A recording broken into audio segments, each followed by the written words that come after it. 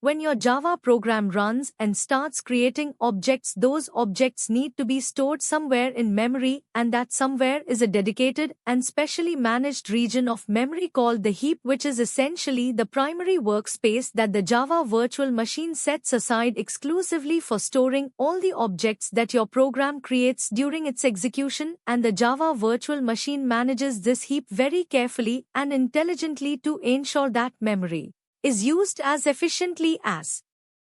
possible throughout the entire lifetime of the running program. Think of the heap as a large and spacious playground that has been carefully divided into several distinct sections or zones, each one serving a very specific and important purpose in the overall life cycle of objects within the Java virtual machine. And just like different areas of a playground are designed for different activities and different age groups, each section of the heap is designed to hold objects at different stages of their life cycle, from the moment they are first created all the way until they are eventually cleaned up and removed from memory by the garbage collector. New objects are born and first created in a section of the heap called Eden, which is the very first place that any newly created object goes to live immediately after it is instantiated by the running program. And Eden is designed to be a fast and efficient space for accommodating the constant and rapid creation of new objects that most Java programs produce during their normal execution, and it fills up relatively quickly because most Java programs create a very large number of short-lived objects that are only needed for a brief moment before they become unreachable and eligible for garbage collection. When the Eden space gets completely full and there is no more room to accommodate any new object allocations, the Java virtual machine automatically triggers what is known as a minor garbage collection, which is a quick and focused cleanup operation that specifically targets the young generation section of the heap where Eden lives. And during this minor cleanup, the garbage collector goes through all the objects currently residing in Eden and carefully identifies which ones are still alive and reachable and which ones have already become unreachable and can be safely discarded. The objects that survive the minor garbage collection and are found to still be alive and reachable are then moved out of Eden and relocated to one of two small buffer spaces called Survivor 0 and Survivor 1, which are two compact areas within the young generation that take turns holding the surviving objects after each minor garbage collection cycle. And these survivor spaces serve as a temporary holding area where objects must prove their longevity and demonstrate that they are going to stick around for a while before they are considered worthy of being promoted to a more permanent area of the heap. If an object manages to stay alive and survive through enough minor garbage collection cycles without becoming unreachable, it eventually reaches a certain age threshold that the Java virtual machine has determined makes it worthy of being promoted out of the young generation entirely and relocated to a much larger and more permanent section of the heap called the old generation, which is specifically designed and optimized for storing long-lived objects that have demonstrated that they will be needed by the program for an extended period of time. And the old generation is cleaned up much less frequently than the young generation through a process called a major or full garbage collection, which is a much more thorough and time-consuming operation. Outside of this entire playground of Eden and survivor spaces and the old generation, there exists a completely separate and distinct area of memory called the metaspace, which serves a fundamentally different purpose from the rest of the heap, because instead of storing actual object instances created by the running program, the metaspace is where the Java virtual machine stores all the metadata and structural information about the classes themselves, including the bytecode definitions, field descriptions, method signatures, and all the other blueprint-level information that the JVM needs in order to understand and work with each class that has been loaded into the running program.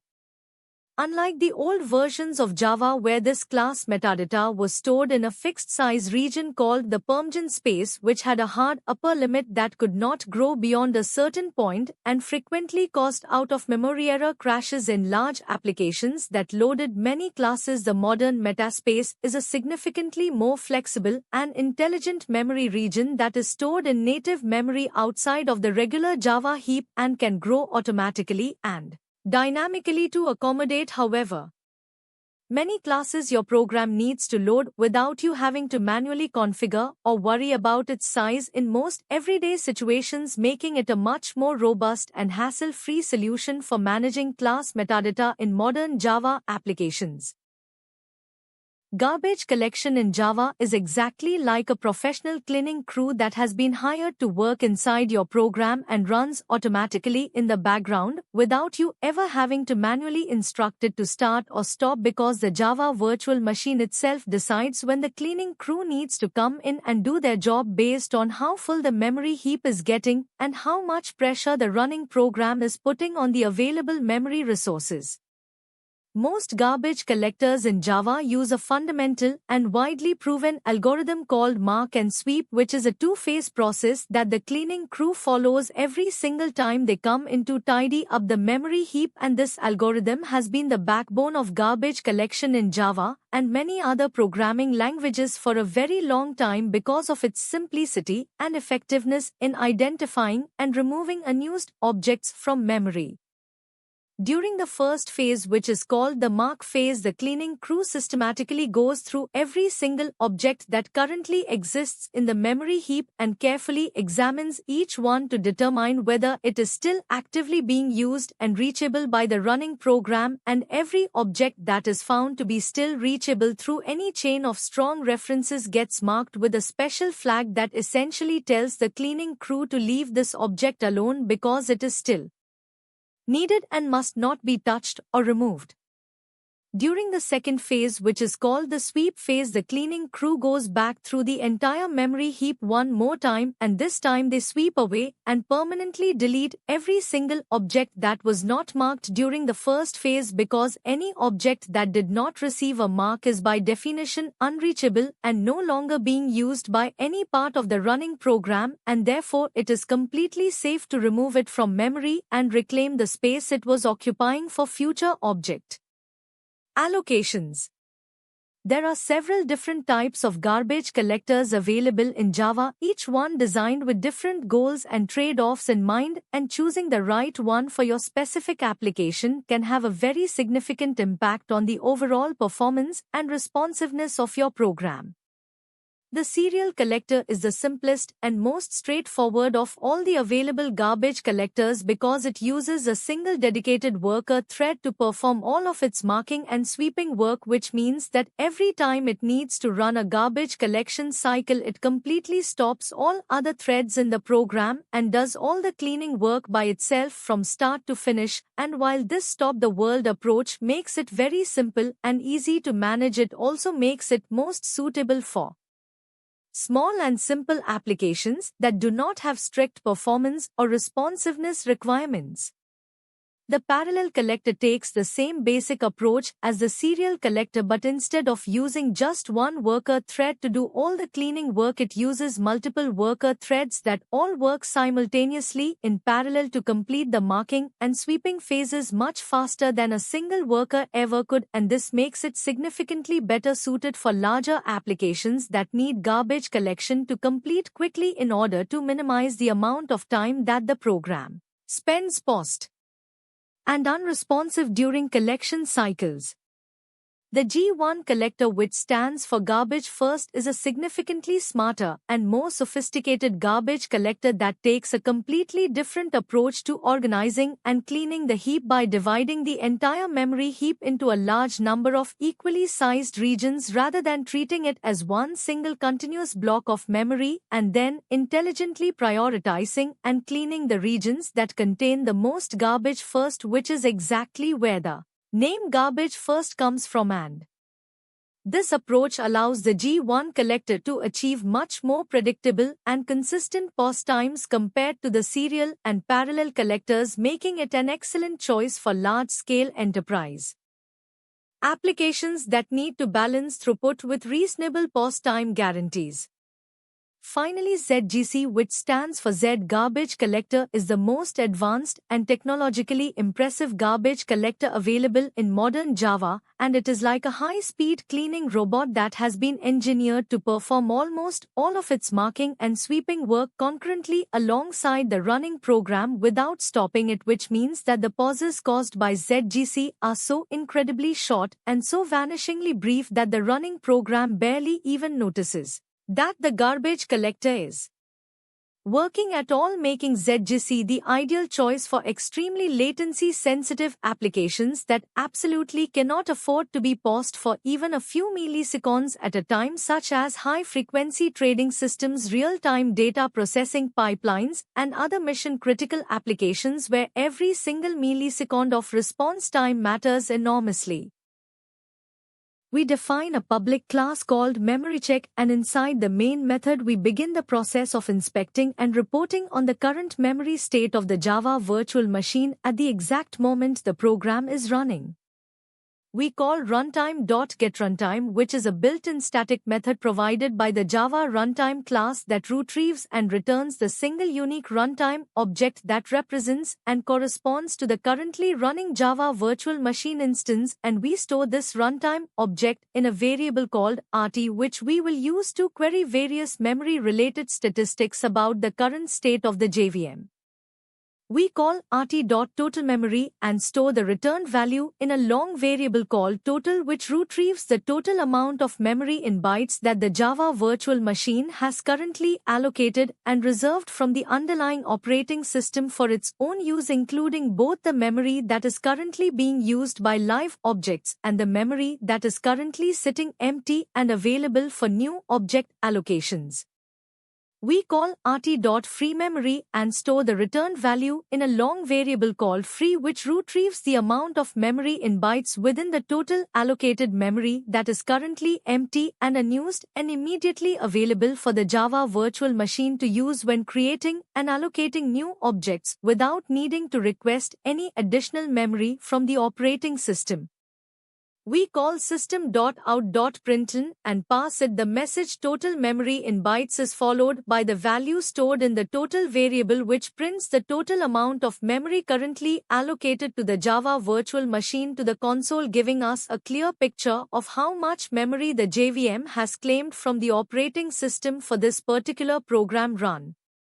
We call system.out.println again and pass it the message free memory in bytes is followed by the value stored in the free variable, which prints the amount of currently unused and available memory within the total allocated heap to the console, giving us a clear picture of how much breathing room the program still has before it starts running dangerously low on memory. The key concept here is that by using the runtime.getRuntime method and then calling total memory and free memory on the returned runtime object, we are essentially peeking inside the Java virtual machine and reading its current memory statistics, which helps us understand how efficiently the garbage collector is doing its job of cleaning up unused objects and reclaiming memory, because if the free memory value is extremely low and keeps shrinking over time while the program runs, it is a strong and reliable indicator that the garbage collector is struggling to keep up, or that there is a memory leak somewhere in the program that is causing objects to accumulate in the heap without ever being cleaned up properly. A memory leak is exactly like leaving the lights on in a room that you have already walked out of and closed the door behind you, because just like those lights are consuming electricity and wasting energy for absolutely no useful purpose whatsoever, the unreachable and unused objects sitting in your Java program are consuming precious memory space and contributing nothing meaningful to the execution of the program, yet they cannot be removed because something is still technically holding on to them. In Java, if you keep a reference to an object that you no longer need or use anywhere in your program, the garbage collector, which is the automated background process responsible for identifying and deleting unused objects from memory, is completely and permanently blocked from deleting that object no matter how long it sits there doing nothing, because the garbage collector strictly follows one fundamental and unbreakable rule, which is that it will never collect or delete any object that still has at least one active and reachable reference pointing to it regardless of whether that object is actually being used for anything meaningful or not. Over time, as the program continues running and more of these unreachable and unnecessary objects accumulate and pile up in the memory heap without ever being cleaned up, they gradually consume larger and larger portions of the total available memory until eventually there is simply no memory left for the program to allocate new objects. And at that catastrophic point, the Java virtual machine has no choice but to throw an out-of-memory error, which immediately and forcefully crashes the entire program, bringing all of its operations to a sudden and unrecoverable halt. A very common and frequently encountered mistake that causes this exact problem is declaring a static list inside a class and then continuously adding items to it every time a certain method is called without ever removing any of the previously added items, because each time that method runs more and more objects get appended to the list and the list just keeps growing bigger and bigger indefinitely without any upper limit or any mechanism to trim it back down to a manageable size. Since static variables are tied directly to the class itself rather than to any particular instance of the class, they stay alive and remain strongly reachable in memory for as long as the class itself is loaded by the Java virtual machine, which in most cases means they survive for the entire duration of the program, and this means that the static list and every single object it contains will never be considered eligible for garbage collection no matter how much memory pressure the system is under, because the static reference always keeps everything inside the list strongly reachable and therefore permanently protected from the garbage collector. Always remember to actively and explicitly clear your collections by calling the clear method on them when you are completely finished using them, so that all the objects they contain become eligible for garbage collection. And always remember to properly close your database connections and file streams and network sockets and any other external resources when you are done using them, because leaving these resources open and unclosed is another very common and very serious form of resource leak that can degrade the performance and stability of your program significantly over time and can even cause it to run out of available connections or file handles and crash just as severely as running out of memory would. We import the ArrayList class and the list interface from the java.util package to gain access to the dynamic list data structure that will serve as the container for storing our integer values throughout the lifetime of the program. We declare a private static list of type integer called data and initialize it as a new ArrayList, which is the core source of the memory leak problem in this example, because the static keyword means that this list belongs to the class itself rather than to any particular instance of the class, and it will therefore live in memory for the entire duration of the program from the moment the class is first loaded by the Java virtual machine until the very moment the entire program shuts down completely. We define a method called addData, which contains a for loop that starts at 0 and runs all the way up to 9999, meaning it executes exactly 10,000 times, and during each and every single iteration of that loop it calls data.add and passes the current value of I to it, which appends a new integer object to the end of the static list, growing its size by one element with every single iteration.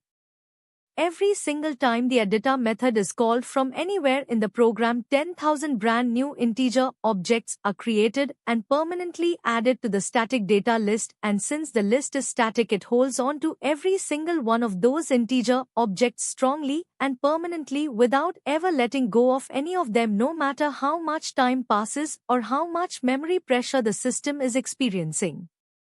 Because the data list is declared as static, the Java garbage collector is completely and permanently prevented from ever removing it or any of the objects it contains from memory, even if every single instance of the leak example class has been discarded and is no longer being used anywhere in the entire program, because the garbage collector only collects objects that have no remaining strong references pointing to them, and the static data list always maintains a strong reference to every single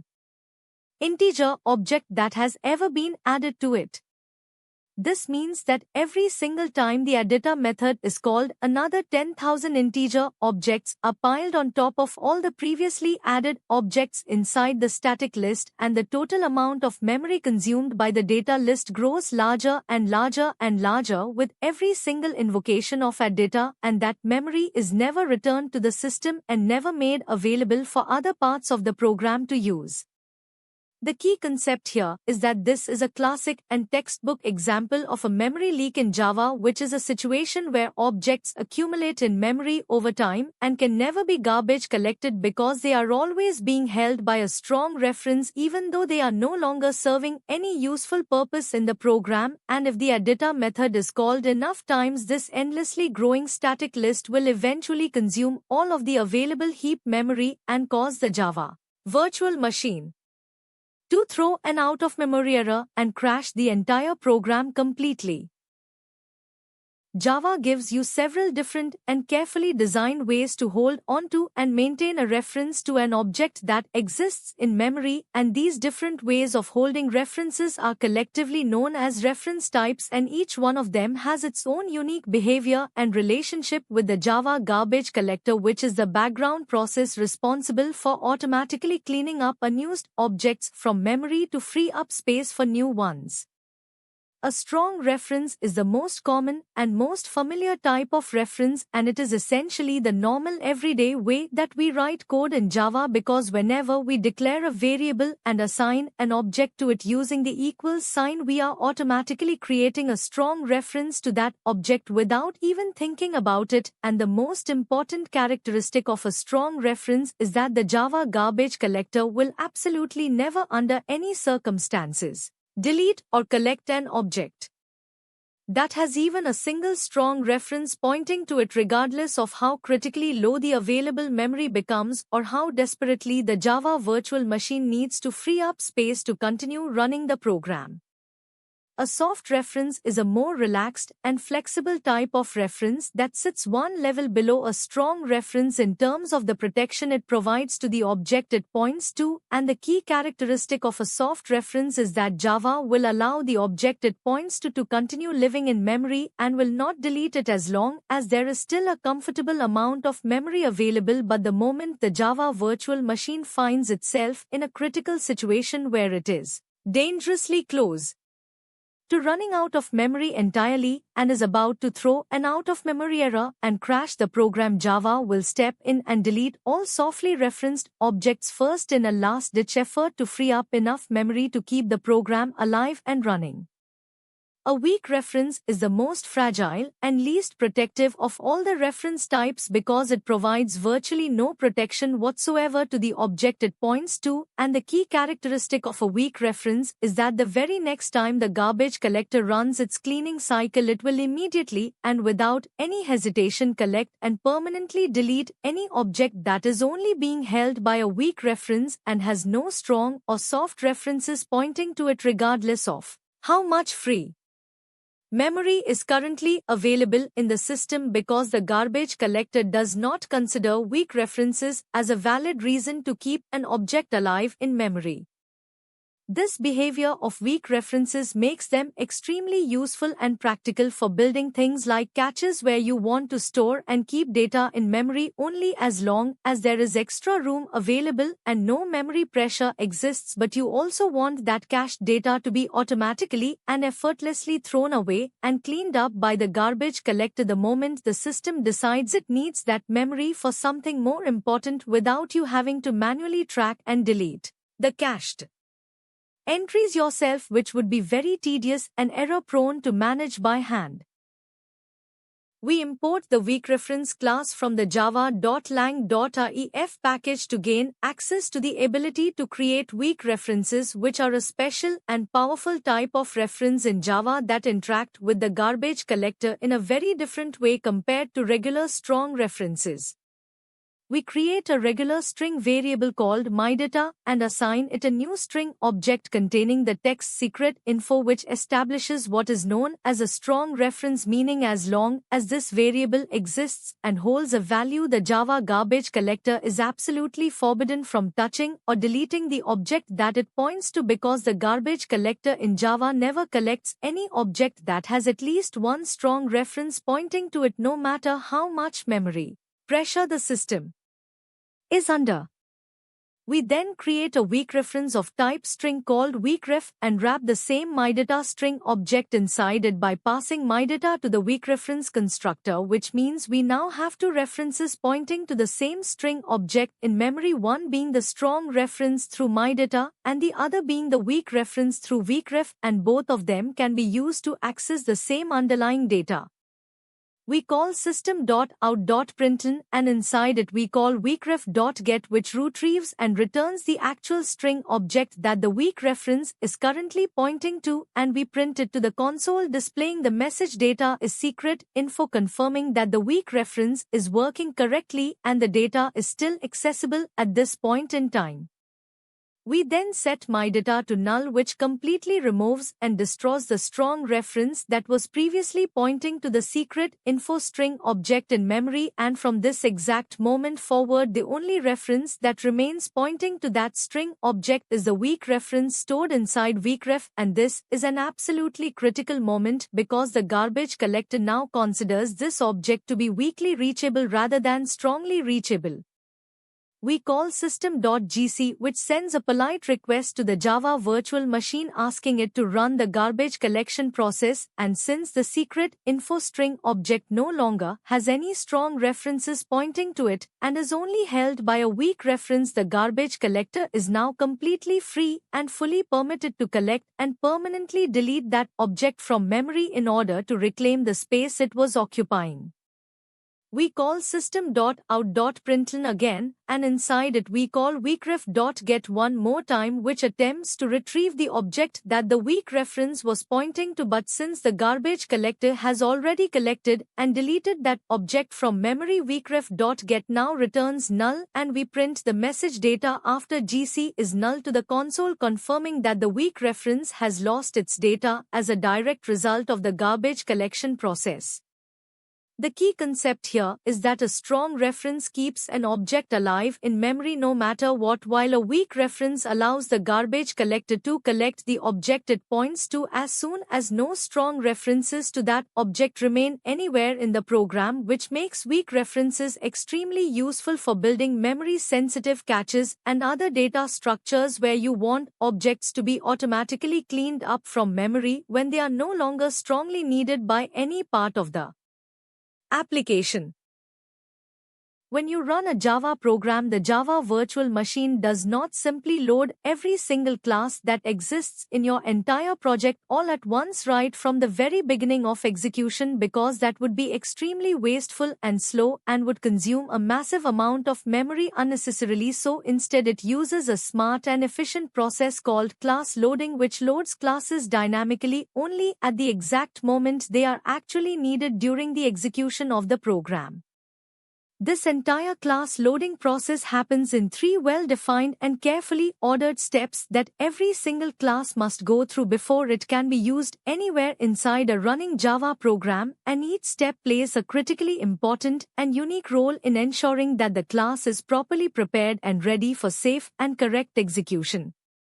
The first step is called loading, and during this step the Java virtual machine goes out and actively searches for the .class file that corresponds to the class that is needed, and it finds this file either on your local disk or inside a jar file or from some other configured source, and once it locates the file it reads all the raw binary bytecode data from that file and brings it into the memory of the Java virtual machine so that it can be worked with in the subsequent steps. The second step is called linking, and this is where the Java virtual machine takes the bytecode that was loaded into memory in the previous step and performs a series of thorough and rigorous checks and verifications on it to ensure that the code is completely safe, well-formed, and does not violate any of the strict rules and constraints of the Java language and the Java virtual machine specification. And this step also involves resolving all the symbolic references in the class, such as references to other classes and methods and fields, so that everything is properly connected and ready for execution. The third and final step is called initialization, and this is where the Java virtual machine actually executes the static initializer blocks and assigns the proper values to all the static variables that are defined inside the class, and this is the moment when the class truly comes to life and becomes fully ready and available for use throughout the rest of the running program. Java uses a very carefully designed and structured approach to class loading known as the delegation model, which governs exactly how and in what order class loaders go about finding and loading classes, and this model is one of the most important architectural decisions in the entire Java platform. When any class needs to be loaded, the child class loader, which is the one that initially receives the request, does not immediately try to find and load the class by itself, but instead it first delegates the responsibility upward to its parent class loader and politely asks the parent to find and load the requested class on its behalf before attempting anything itself. Only if the parent class loader completely fails to find the requested class after exhausting all of its own search locations and resources does the child class loader then step in and attempt to find and load the class using its own search mechanisms and locations as a fallback option of last resort. This delegation model is extremely important and valuable because it ensures that all the core and fundamental Java classes, such as those belonging to the java.lang package and other essential standard library packages, are always loaded by the trusted top-level Bootstrap class loader and can never ever be accidentally or maliciously replaced or overridden by a custom or user-defined class with the same name, thereby keeping the entire core Java runtime environment completely safe, secure, and consistent at all times during the execution of any Java program. Thank you for watching this video. I hope this explanation helped you clearly understand the JVM and memory management and its core components in a structured and easy way. Continue learning, keep practicing, and stay consistent with your preparation. More detailed concepts are coming next.